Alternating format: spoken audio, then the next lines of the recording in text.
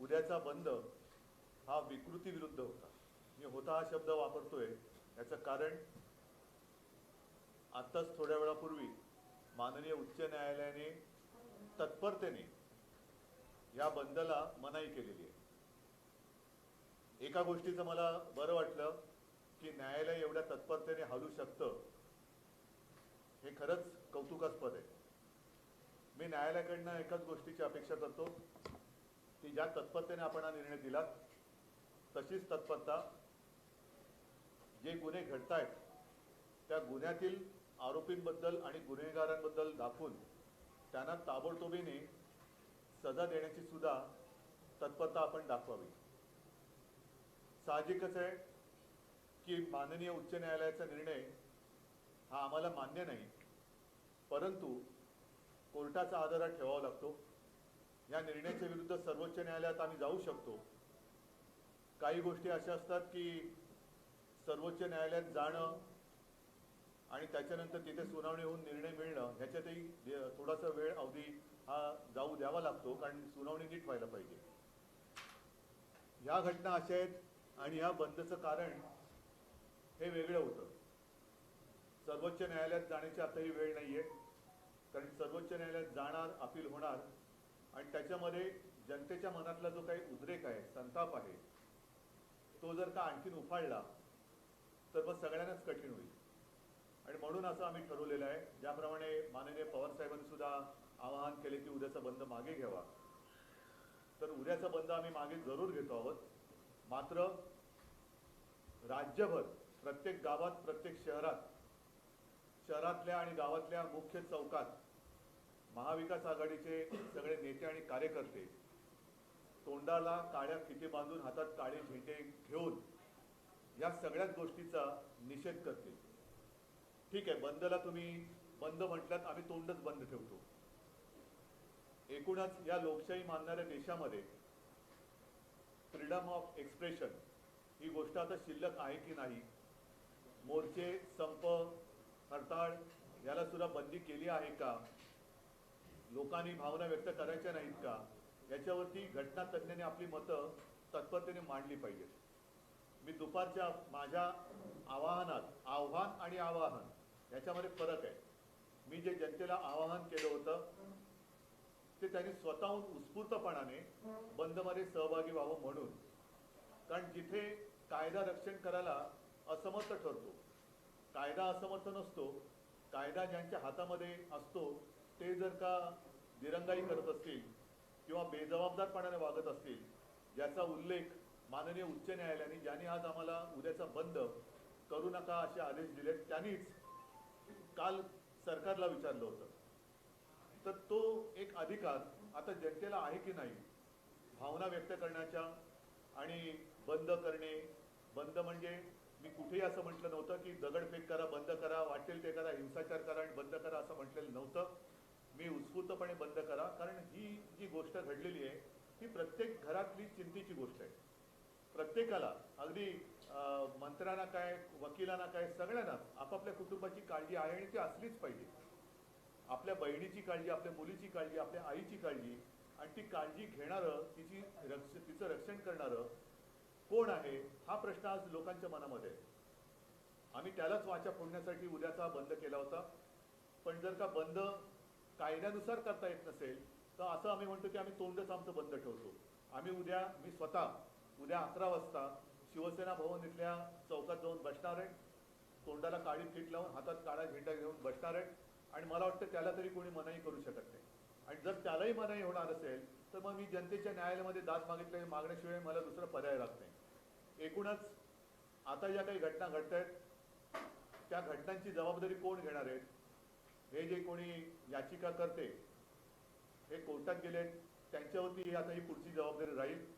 घडणाऱ्या गुन्ह्याचा किंवा अत्याचाराची जबाबदारी त्यांच्यावरती, आणि मग उच्च न्यायालय त्याची जबाबदारी घेणार आहे का, हा सुद्धा एक प्रश्न आहे. इथपर्यंत ही पाळी जाऊ नये म्हणून एक कानाकोपऱ्यामध्ये जाग यावी.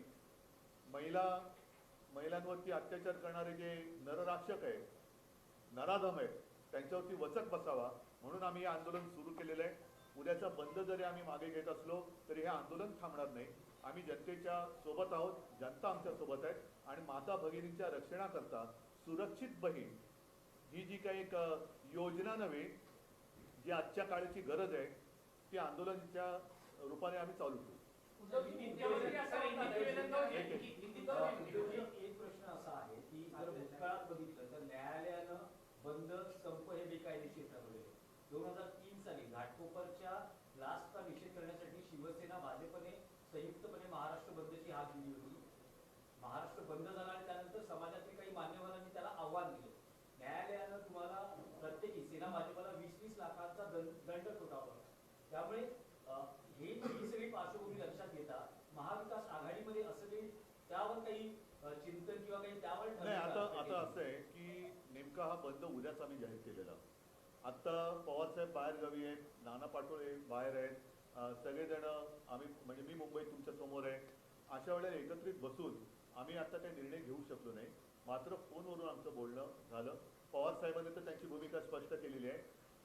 आता जरी उद्याचा बंद मागे घेत असलो तरी याचा अर्थ असा नाही की उद्या परवा कधी आम्ही एकत्र बसून भविष्यात बंद करणारच नाही अशातला भाग नाही. कारण संप करणं, निदर्शनं करणं, आंदोलन करणं हा लोकशाहीतला जनतेचा अधिकार लोकशाहीतल्या घटनेनुसार कोणीही हिरावून घेऊ शकत नाही. आणि म्हणून परत एकदा सांगतो की माननीय उच्च न्यायालयाचा निर्णय आम्हाला मान्य नाही. मात्र आता त्यांचा आदर राखून उद्या असताची आम्ही तो मान्य करतोय. त्याच्यावरती देशभरामध्ये ही चर्चा व्हायला पाहिजे की लोकशाहीमध्ये ह्याला आता मान्यता आहे की नाही. कारण आंदोलन करूनच आपल्याला स्वातंत्र्य मिळालेलं आहे. तेव्हा सुद्धा आंदोलन केलं नसतं तर स्वातंत्र्य मिळालंच नसतं. तर स्वातंत्र्य मिळाल्यानंतर आंदोलन करायचं नाही आणि ते सुद्धा महिलांवरती होणाऱ्या अत्याचाराच्या विरोधात हे थोडंसं मला पटत नाही. उद्धवजी, मुख्यमंत्र्यांचं असं म्हणणं आहे की न्यायालयाने विरोधकांना चपराक लगावलेली आहे आणि विरोधकांचा उद्या काहीतरी भयंकर घडवण्याचा डाव होता. जाऊ दे, त्यांची काही सदा आवडती लोक आहेत, ते कोर्टात जातात आणि बरोबर नेमक्या ठिकाणी जसं मराठा आरक्षण असेल मग इतर काही गोष्टी असतील इकडे अडथळे निर्माण करत असतात, तर लोक त्यांना ओळखू नये. सर, हिंदी में यही जानना चाहिए कि कल जिस तरीके से आपने कहा था कि कल बंद होना चाहिए महाराज बंद की आपने आह्वान किया था, लेकिन कोर्ट ने कहा है कि महाराज बंद आप नहीं कर सकते. क्या भूमिका हमें कोर्ट का फैसला हमें मंजूर नहीं है. इसके खिलाफ हम सर्वोच्च न्यायालय में तो जा सकते हैं, लेकिन कल के कल इसके ऊपर कोई सुनवाई नहीं होगी. सुप्रीम कोर्ट के लिए भी कुछ समय देना पड़ेगा. अब तो समय नहीं रहा, इसलिए हमें तो मंजूर नहीं है, लेकिन उसका आदर करते हुए स्वीकारना तो पड़ेगा, स्वीकार तो करना पड़ेगा. इसलिए कल हम बंद नहीं करने वाले. लेकिन मैं खुद और मैं सारी जनता को और सब मेरे पार्टी के कार्यकर्ता है, महाविकास आघाड़ी के कार्यकर्ता है और जो भी नेता है उनको आह्वान कर रहा हूँ कि आप जहाँ भी होंगे, जिस गांव में होंगे, जिस शहर में होंगे, उसके शहर के और गांव के जो भी मुख्य प्रमुख चौराहे हैं उस पर आकर आप बैठ जाएं. मैं 11 बजे जाऊंगा. 2 घंटे तक तो एक आंदोलन तो करना ही पड़ेगा और मुंह पे काली पट्टी, हाथ में काला झंडा लेकर हम उसका विरोध करेंगे. आप खुद शिवसेना भवन के सामने बैठ के बात कर रहे हैं, लेकिन ऐसे में आपके इस आह्वान को देखते हुए क्या आपको लगता है कहीं ना कहीं खुद स्फूर्तता से लोग बंद का बांध पाल सकते हैं? आज नहीं, देखो, अब जब भी जनता को ऐसे लगे कि मेरे रक्षण करने के लिए कोई सामने नहीं आ रहा है, तो हमने अपने पड़ोसी देश में देखा है जनता खुद सड़क पर उतर आती है. हम तो यही चाहते हैं कि वो जो स्थिति बांग्लादेश में हुई वो अपने हिंदुस्तान में नहीं होनी चाहिए. और इसलिए जनता की जो भावना होती है उसको एक आवाज़ देनी चाहिए. कोई तो उसको सुनने वाला चाहिए. हम जनता को लगना चाहिए अरे भाई ये मेरे साथ है. तो यही कोशिश हम कर रहे हैं और हम करते रहेंगे. ये आंदोलन रुकेगा नहीं. जिस मैं जल्दबाजी कहना ठीक नहीं है, लेकिन तत्परता, उसको हिंदी में क्या कहते हैं पता नहीं. कोर्ट ने इस मामले पर सुनवाई की और फैसला दिया.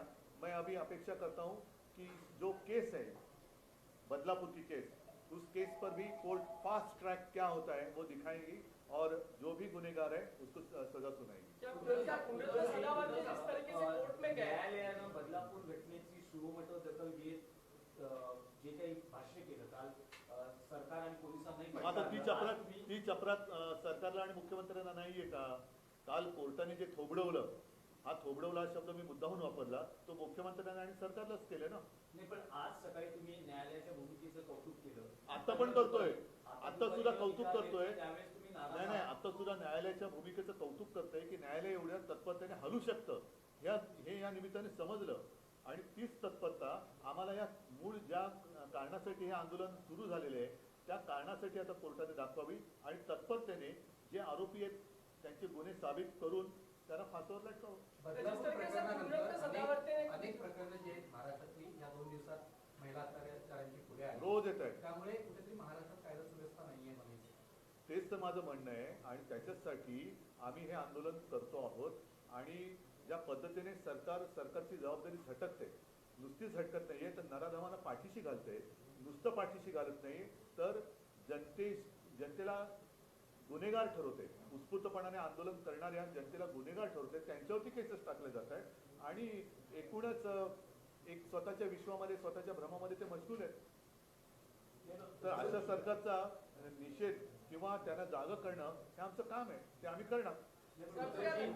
आंदोलन ठरवताना महाविकास आघाडीच्या नेत्यांमध्ये एकवाक्यता नव्हती का? कारण आता कुठलं? हे जे आंदोलन आहे बंद हे जे आंदोलन नाही.